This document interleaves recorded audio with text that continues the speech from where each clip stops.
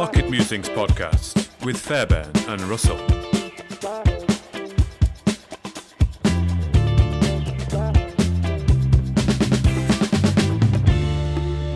Hello and welcome to the Market Musings podcast, where today our guest is Scott Kaintz, the CEO of Corcel plc. How are you doing, Scott? It's good to have you back on the podcast. Doing well. Great to be here again. Yeah, thank you for joining us. I know we spoke to you not so long ago, and it's good to be catching up again. And of course, we have Kenny joining us as usual. Yep. How we doing, Scott? Good to see you guys again. Yeah. It seems like a lifetime ago when we done that Market Musings podcast. It was probably, it's about 10 months ago, I think. Yeah, time flies, especially during COVID, doesn't it? It's just a weird reality we all exist in right now. Yeah, COVID seems to have accelerated time. Exactly. Yeah, I'm accelerating fast at the age of 50. So I think we're all feeling it a little bit, indeed. Yeah, definitely. But no, it's good. It's good to have you back on. And obviously, Corcel's been pretty busy. It's not been resting on its laurels during this COVID period. So no. So what is out there for investors to get excited about in the world of Corcel? That's exactly it. I mean, I think we wanted to come back on because we have had some big announcements of late. And in particular, we've acquired a couple of FGS assets, two big peaker plants. One is a 50 megawatt gas peaker at Tring Road, where we have 40%. And the other is a 50 megawatt gas peaker at Avonmouth, where we have 100%. And, I think there was some questions around how quickly can the Corcel team bulk up the FGS portfolio, and I think we've now proven that we can do that. And we've got multiple projects now at shovel-ready stage where we can get on, fund them, and move on to taking development fees and ongoing revenue from those projects. Yeah, and that's 4 plants in total now, Scott. Yeah, so we've got the 2 peakers, we've got a battery plant, and then we've got an option on another 15 megawatts. So you could look at it as a 3+1 sort of situation. Yeah. Yes. And that really doesn't include anything else in the portfolio, which I can't really go into too much detail about. I mean, we are trying to wait till we get these things to a pretty advanced stage before we publicly talk about them. I think that was probably one of our earlier mistakes, you might say, that because this was a new part of our business, we were talking about things that were fairly early. And the nice thing about as you get farther down the road is you can really just focus on the meat and potatoes, and you don't have to lift the curtain on the portfolio and the pipeline any earlier than you need to. But I can assure you that behind these projects, there's a few things, a number of things, in fact, kind of percolating. Yeah, and just sorry, Mark, I'm just going to say, I mean, for my benefit probably as well, because I don't know a great deal about gas peaker plants, and I'm sure there's probably a few investors as well that are not scratching their head, but just curious, where does the sort of gas peaker plants fit into the energy mix, and what are they? Well, I was going to say National Grid would tell you that natural gas is crucial to energy supplies, especially until about 2050, so 25, 30 plus years. And so, a lot of people have said, well, why are you guys getting into gas peakers when you're doing batteries? Aren't they the sexier, more green type thing? And they probably are, as sort of on one level. But, our view is that these peakers are going to be around for, as I said, another 30 plus years. Typical lifespan is about 25 years. And so we really want to be in both. We want to be in industrial grid sized batteries. And we believe that these gas peaker plants, which effectively smooth out renewables, I mean, that's what they do. They run some of the time, but not all the time. So for example, when the wind doesn't blow, they turn on and run a couple hours and smooth out everybody's kind of dinner making at the end of the day or things like that. So as we put more renewables on the grid, these gas peakers are more and more important. And the key to them is flexibility, the fact that they can turn on and off within 2 minutes. And if you look at other technologies out there, like big gas, combined cycle gas engines, for example, they take a long time to turn on. And we all know how long a nuclear plant takes to spin up, for example. So these other sorts of things just can't perform this function. And so, as we looked at the market, we said, this is the kind of gas that's going to be last off the grid. And so as much as, we may all hope that it's just wind and solar from here on out, it's just not likely to be the case. And even on the battery side, I mean, most batteries installed in the UK run for 1 hour or less at this point, whereas these peakers can run, as long as you have gas supplies, really. So you can certainly see how they sort of fit in the mix. And so we think that there's going to be ongoing demand for these small scale connected gas peaker plants that, that are going to play this kind of important role as things move forward. So they complement the battery storage. I would say they complement renewables. So they really complement solar and wind. Battery storage fits into that as well and offers a little bit more because you can buy, electricity off the grid. So say our Burwell project, when it's up and running, for example, will be able to take excess power off the grid. That's something the peaker can't do. So you can certainly see how the batteries offer an interesting kind of trading angle there. As you buy when it's cheap, sometimes you get paid to take it offline. So if the wind blows too much, the National Grid will pay you to take electricity out of the system. Peakers are more input only, obviously. I mean, that's how they work: gas in, electricity out. But again, looking at COVID, for example, COVID has reduced overall demand, prices have fallen. And so a lot of that baseload has come off, especially carbon heavy baseload like coal. I'm sure you guys noted, a few days, well, actually been more than that, where coal has not been a part of the UK energy mix. And so what happens is that really throws us up against it. It's really renewables at that point. And if those stop, if, for example, the sun starts blocking solar panels around the UK, you can imagine you can have a very quick drop in power. And so what do you need? You need gas peakers like this that can turn on in 2 minutes and sort of smooth those things out. So as we move to renewables, these things become more and more important. Okay. And that was the sort of opportunity I think we identified. We'd like both. We'd like to continue to develop a portfolio of batteries, but there seems to be real money to be made in these transition and support installations as well. Okay, and they are literally sort of gas turbines that turn on and off to meet demand as and when's needed.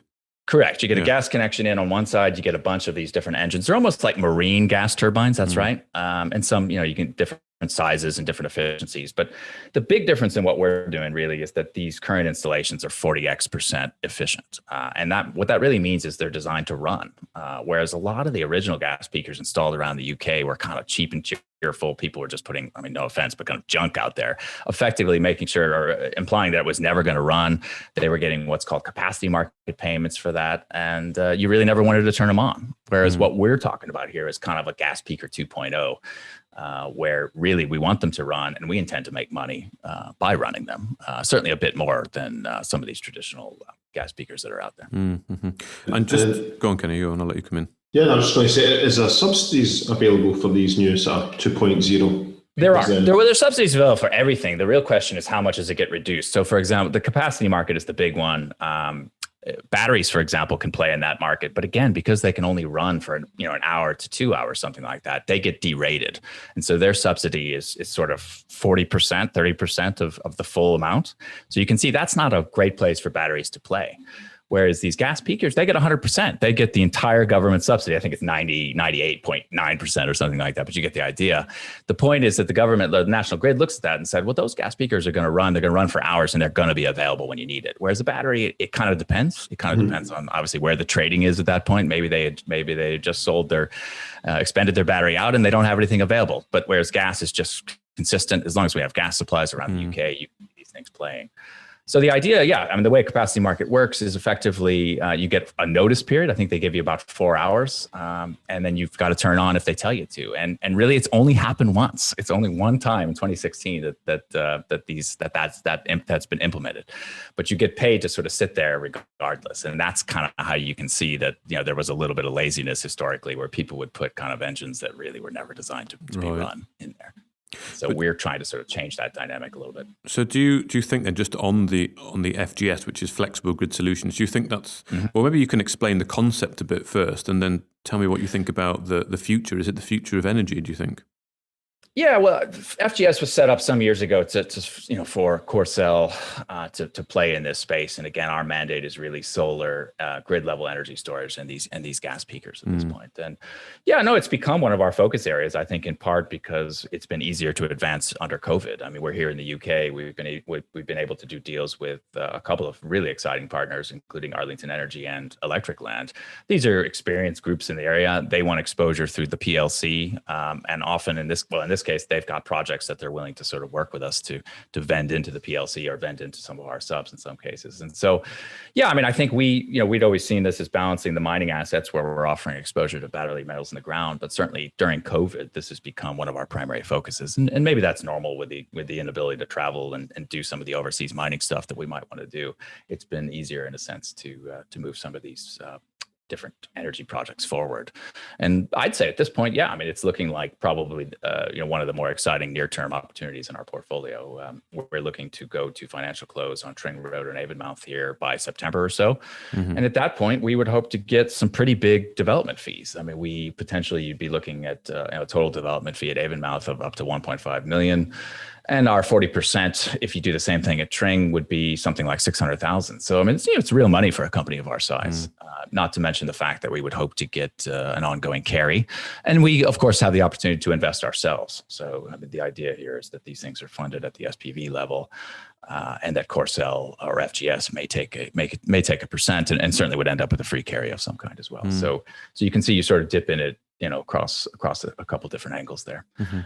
And on a like a national level, like a government national level, is this how the government? Do you feel the UK government feel that is a solution to energy in the future rather than building huge, nuclear power plants, for example? Very much, very much. I mean, I think energy security is sort of, it goes hand in hand with what they call climate security. And so as we move towards net zero 2050, they've got to find a way to get there. And that's kind of what I was trying to say. You look at what's going to fall off first and what's going to be built, and gas basically will be the last fossil fuel off the market. And in particular, those big gas plants will go off the market before gas peakers. And so when we're sitting here looking about putting the CapEx together for one of these projects, and we're saying, what does it look like? What does the regulatory environment look like over the next 25, 30 years? It looks pretty good. It looks like these high efficiency peakers will be around with us for quite some time yet. And so they make good investments. And, when they do run, which again is not all the time, they can make pretty serious money as well. So again, I think we see this as dovetailing perfectly with what the government says it wants to do, with the increase of renewables, with carbon baseload coming off, with few nuclear plants likely being built anytime soon. Right. You need sort of efficiency. You need these flexible assets, and some of that's going to be batteries and longer duration batteries, but a lot of it is going to be these gas peakers, and that's why we found them attractive to get into. Okay, so kind of small peaker plants across the country almost.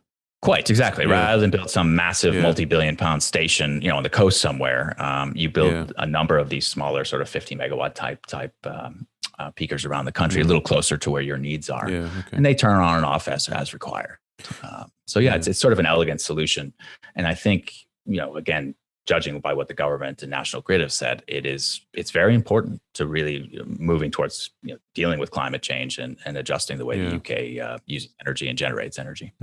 You mentioned before, Scott, about batteries only being about 2 hours. Is that just a technology at the moment? You can build more. It's just that we haven't. Other countries have done it. So the UK has tended to install 1 hour duration batteries. So what that means is if you've got a 50 megawatt battery, it can pull out 50 megs for 1 hour. Okay. That's it. But you can see that's not all that much. I mean, what if we have a real series of brownouts or blackouts or some sort of major calamity of some kind? That's not going to get you too far. And so that's where these fossil fuel flexible assets. I mean, again, a gas peaker can run for hours and hours and hours with no problem at all. Okay. Now, new battery installations are going a little higher, and that's one of the things we're looking at with Burwell. I think Burwell is likely to end up higher than 1 hour, and really what that means is just putting extra cells in. It's just basically more capex. And to date, people haven't seen, or investors haven't seen a reason to do that. But I think that's now changing. And from Corcel's point of view, is it easy enough for you to kind of be flexible in that regard? As in the future, you can put more cells in, perhaps take gas peakers offline if needs be. Yeah, you can. You can certainly, you could do a refresh of your battery at some point and make it a 1.5 hour or a 2 hour battery at some stage. But you're not going to do that, obviously, since you have a certain amount of wear and tear on the cells that are already there. So that's probably a 10 or 12 or 13 year kind of point. I don't think anybody would do it. You wouldn't do it in year 4. Let's put it that way. Okay. But yeah, we've seen some flexibility with the peakers as well. There have been some diesel peakers that have been set up over the years, and there's some plan, or I've seen some groups that have been looking to convert them to gas, for example. But again, these diesels, I think, are much the same way. They were largely intended just to take capacity market revenue, to take some of those guaranteed fixed revenues and really never turn on.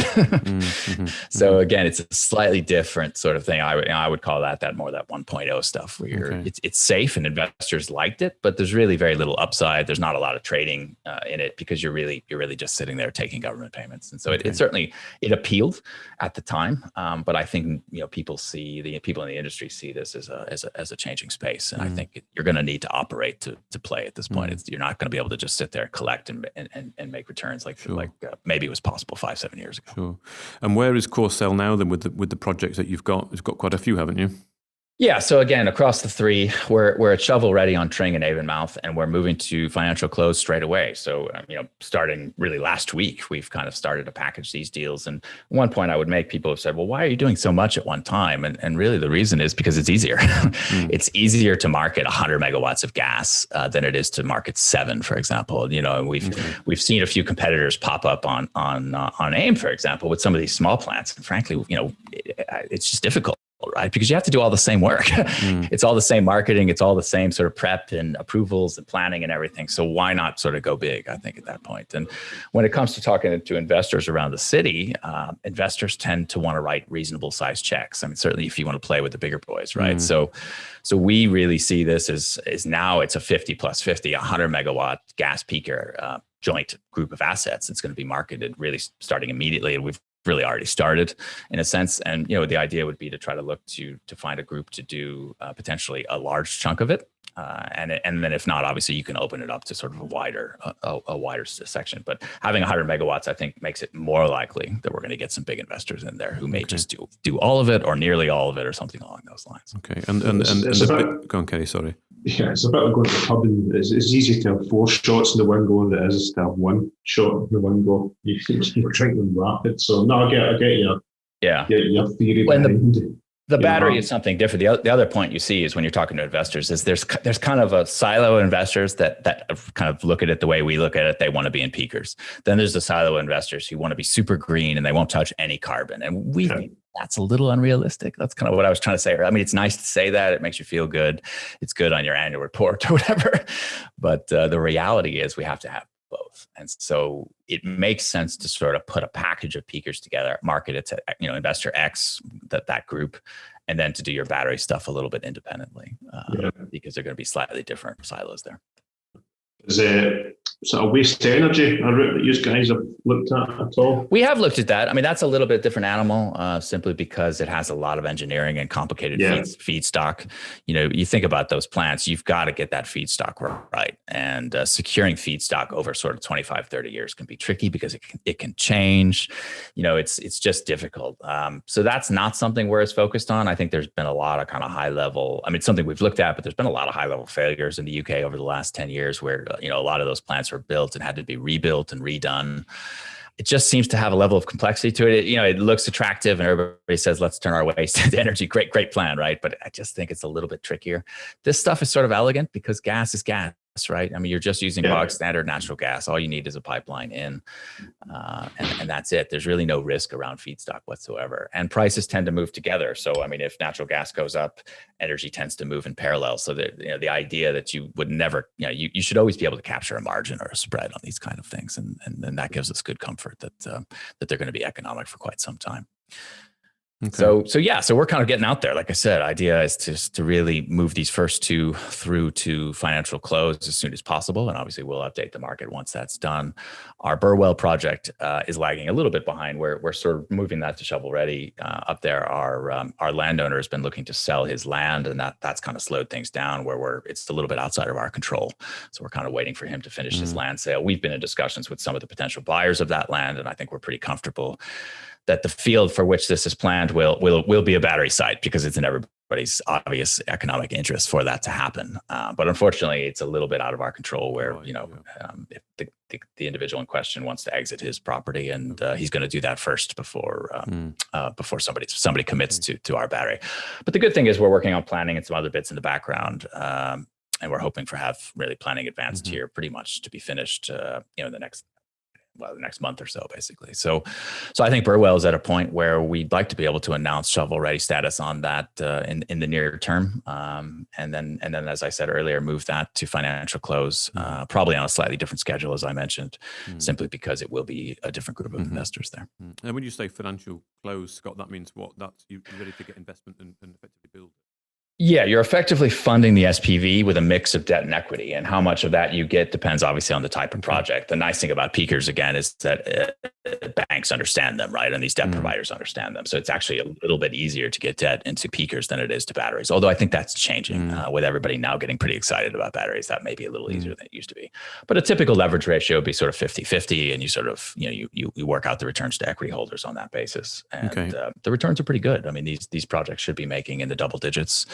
And obviously, at some point you might refinance them. So you might have a sort of construction finance piece of debt that gets refinanced out after a couple of years, because at that point the risk's all gone, right? I mean, once the plant's built, it's easy to get sort of very cheap debt. So it's the investor return profiles look attractive to us, and we're pretty excited to sort of move that forward, and hopefully to retain, like I said, a pretty decent interest, as well as take some dev fees out. So this looks to be a near term, as we've always hoped it would be, a near term revenue generator for Corcel. And contrasting that with the mining stuff, which we all know can take time. Obviously some of these deposits take many years to go forward from sort of a green field to something that you can either mine or exit in various stages. Yeah, it's a good point as you made, Scott. Timely, talking about mining. I was just going to ask. And, obviously, there's two strings to the bow at the moment. And, there's many strings, but you've got the natural resources side of the business as well.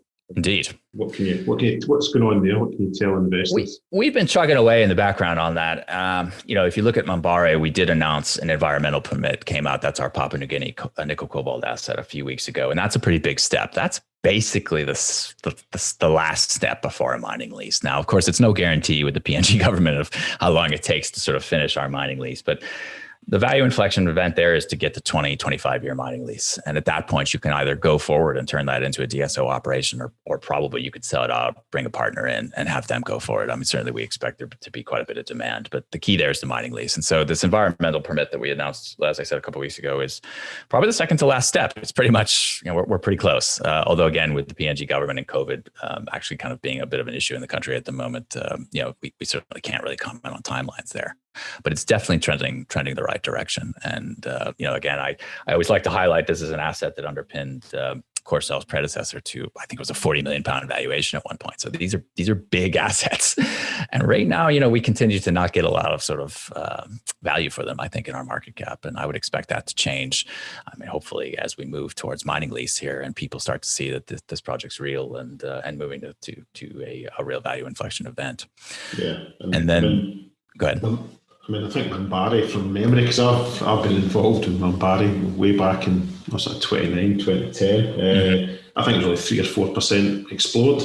Yes. I guess it's crazy. It's gigantic. And most of the drilling was done on the side of the hill, effectively, not on the plateau. And that was due to logistical reasons. So no, it's nowhere near close to being drilled out. And I think once you get a mining lease and start to look to go into production on a small part of it, then obviously you open up an exploration campaign to both increase your grade and to drill out the plateau where everybody believes, a large chunk of the DSO will come from over a 20-year plus life. So yeah, no, it's a whopper. It's a big one. And I think it's after a few years of being quiet, some years of nickel not being super hot, I think it's definitely trending the right direction. And we're definitely, we're looking like we're nearly there. Fingers crossed, I think, on that one, and the PNG government doing what it needs to do. But the good thing is we're aligned with them, and they want to see these projects move forward as well. So I guess the other thing to say is our potential second project there. We have been, and this has taken quite a bit of time with COVID as well, but we've got a rather large debt position in RMI, which is an ASX vehicle that owns a second comparable project to Mambare called Wowo Gap. We are working with, I think, as we've announced, with RMI now to settle our debt. And, I think we've been reasonably public about the concept that we swap that debt for the second project. And at that point, I mean, you really become a pretty big regional player, both in PNG, but really probably beyond PNG in the nickel cobalt space. And the idea has always been to potentially combine these operations to save on geologists, to save on logistics, and to use the lessons learned on taking Mambare through to DSO operation to have Wowo Gap right behind it. And you may over time end up taking ore from both locations and having kind of a similar logistical stream. So I think, everybody can kind of see how that could make sense over time. So, I think we got involved with Wowo or RMI originally about a year ago, a little over a year ago, and it's taken a long time for the kind of process to move through. But we're very comfortable with our debt position. And if you look at what RMI has been doing, they've picked up a second nickel asset in Africa. And, I think it doesn't take too much intelligence to see that looks like the next lily pad for them to sort of land on. So you can sort of start to see the pieces moving into place. And again, maybe it's taken a little longer than we'd hoped, but that's the nature of these sorts of things. You can't sort of force these things. And RMI has to go through its own little dance with the ASX and kind of its own shareholders and board, obviously. So there's a process that has to play out. But it would not be unreasonable for Corcel to have two rather large nickel projects here in the short term, and again, that will transform us into a pretty big player in the space. Yeah, and obviously, with the EV revolution and the electrification of everything going on, nickel plays a key role in that sector. It certainly does. It certainly does. And we just see nickel being used more and more, not just in stainless steel, which is where it's used historically, but in EVs and batteries of different kinds. And so, yeah, I mean, nickel's had a bit of a tough run, and that in part explains why Minbari has been a bit neglected over the last couple of years. But it all seems to be changing for the positive now. And these kinds of projects in PNG are likely to be attractive alternatives to Chinese groups, for example, that have historically run into some issues in places like Indonesia and the Philippines, where those governments are trying to capture more of the value chain. So, we think PNG fits into that mix quite well. And we're excited to kind of see this finally come to a conclusion. Again, it's been a little slower than you hoped, but that's sort of the nature of these things. And I think COVID certainly hasn't helped us with governments being efficient, as we probably all know. Yeah, I mean, even when you were talking about China there, I mean, there was a start in an article the other day that, obviously the Chinese are leading the world with the EV penetration into the market, but it's still only 6% of the total cars in the market. So there's huge growth in China. I think the States is only like 2%. It's 2 or 3%. Yeah, it's tiny. No, I mean, I've been renting electrics for years. In fact, I've got a company down here in central London I use called UFO Drive, I think it is, that I rent when we do rarely need a car, which is not all that often. So for me, it's become normal. But you're totally right. I mean, your average American, your average Chinese, probably your average European as well, really probably hasn't even looked at it seriously yet. So we're just at the beginning of it. And I know there's been a lot of anticipation in markets and some pricing about it, but no, it's only just begun. Yeah, we just haven't seen that flow through yet. I think once the parity, obviously EVs are still dearer than your traditional combustion engines, but I think once that parity between the two of them occurs, then you'll see that switch. And it'll just be a frenzy. I mean, the EV battery prices are coming down all the time due to technology, etc. So there's a definite storm brewing. I mean, personally myself, I'm not even considered it at the moment. I've got an old diesel and it just runs. But at some point, we won't have a choice, because all these manufacturers are, they're 2025, some of them are 2030, and they're just stopping building. Yeah. No, they're just going to shut down. That's right. Yeah, I mean, look at BMW, look at Porsche. I mean, they were a little bit behind Tesla and some of the leaders, but they're catching up quickly here. And if you look at the new Tesla S Plaid, I think that Elon was announcing the other day, you're talking about parity. It's unbelievable. First, not as unbelievable fast, but the ranges now are getting into the 400 plus mile range. And I think that's exactly the point you're making. I mean, once you have a sedan that'll do 450 miles, there's really not much else to discuss at that point. Yeah. Because I mean, the charging, you got to worry about that stuff. But most people's bladders and need to eat at some point. They're going to give out before 450 miles, right? So I think that's always been the sort of number I had in my head. Once you get above 400, maybe 450 is a good number. Then it is parity at that point. And frankly, it's better than parity because of the tech, I think, that's involved with these things. I mean, if you haven't driven one, I would highly recommend everybody sort of try to get a rental at some point, because the technology, I mean, it's like, having a mini supercomputer based in your car. You can play video games, the nav systems will blow away anything that's been out there historically. I mean, it's a very different experience. The instant on all torque, is really addictive. Yeah. It can take a sort of economy car and make it feel really fast, let alone a sports car, right? So no, I was a little bit of a motorhead back in my old days when I lived in Germany, driving on the Autobahn, and it was good fun to sort of rent Porsches and just have a bit of fun here and there. Driving 200 kilometers an hour from time to time as you could legally.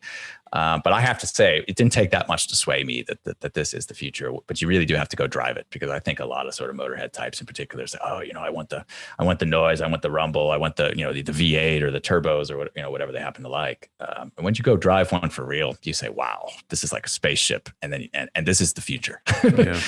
I can certainly see that as more consumers get exposed to it, that the numbers start to skyrocket. And when that happens, well, then these raw materials we're talking about are just going to go ballistic. And our strategy has been to pre-position ourselves relatively cheaply. And I think if you look at something like Whoa Gap, where it was very, very little cash on the floor to sort of take that project potentially. I hope that should look like a pretty good deal over the coming months and years. Yeah. Yeah, no, I agree. I did test drive a Hyundai Kona a little while ago, and that's not the quickest of cars, but there was some torque there. The torque. It puts you back in your seat. It's awesome. All I can say is go try to get a hold of one of the Tesla S's. One of the ones that does 0 to 16 2.8. I mean, even in a parking lot, I hate to, because you can just, you don't have to put it down for long, because it just does not have that rev up and that delay lag that even the best naturally aspirated turbo engines have. It's just all on when you want instant, it. Instant, and so it's an addictive sort of thing, and it's quite very, very handy for traffic and things. If you need to pass or get into a merge or whatever it is.